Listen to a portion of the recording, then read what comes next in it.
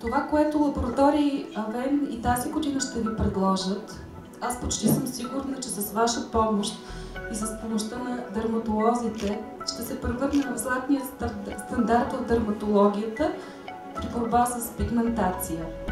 Днес доцентка Дорина, която надявам се няма нужда от представяне, ще ви въведе в научните дебри на проблематиката пигментация, а моята колежка от Франция, специално пристигнала тук, Стефан Бернел, ще ви представи научната страна на нашите нови продукти. Още веднъж ви благодаря и ви пожелавам приятно пътуване в света на красотата. Пигментацията е проблем за българката много повече, отколкото примерно за скандинавските страни, за светлия тип, за хората, които са с руси коси. Нашия фенотип е такъв, че много по-лесно се образува пигментация. Нашата идея е да се срещнем и с фирмите, които предлагат качествена козметика. Защото за да стигне един крем до пазара, за да можем ние да говорим за него, да го ползваме, той минава минимум 10 години през различни изпитания.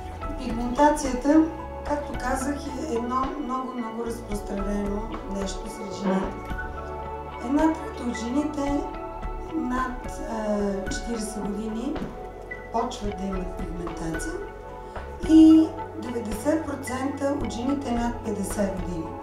Много често, когато идват хората за лечение на пигментни петна, аз казвам, кога сте били последно на слънце, а ми казва, не, аз не съм била това лято на слънце. Ме викам, изглеждате ми тъмничка. После в хода на разговора казвам, аз хода 2 пъти седмицата на солариум.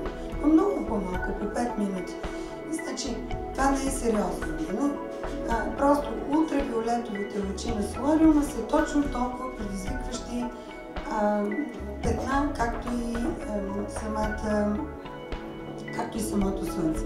Тук ние не можем кой знае колко да направим, ако в гена не е написано, че на някакви години ще излизат този вид пигментация. Можем да направим по-слаба, ако се грижим и така.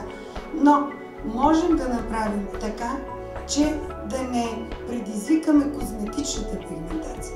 Тази, която е свързана с некачествени продукти. Броя на меланоцитите определя какъв тип кожа сме. Бели ли сме, негри ли сме, жълти ли сме. Всичко това се определя от броя на меланоцитите и от способността им да образуват меланин. За съжаление, това лентиго, ако не бъде контролирано на време и не бъде наблюдавано, може да прерасне в меланом. Казва се лентиго малигна и заради едно никакво петънце да завърши летално. Хидрохинона е класическия продукт за избялване. Изключително ефективен. Прекрасен продукт с два проблема. Първият проблем е, че той абсолютно не се съчетава с слънце. Тоест, трябва да се използва само вечер. Вторият проблем, който далеч не е по-малък, това е, че той има един лимит на използване. Първо искам да благодаря на госпожа Дорина, която винаги намира увлекателния начин да представя сложни научни тематики. При това го прави много интересно. Слънцезащитата на Пиер Фабър за 2011 година е номер 1 в Европа. Тоест, най-продаваните продукти за слънцезащита в цяла Европа, в аптеките и в парафармация са били слънцезащитните продукти на Авен.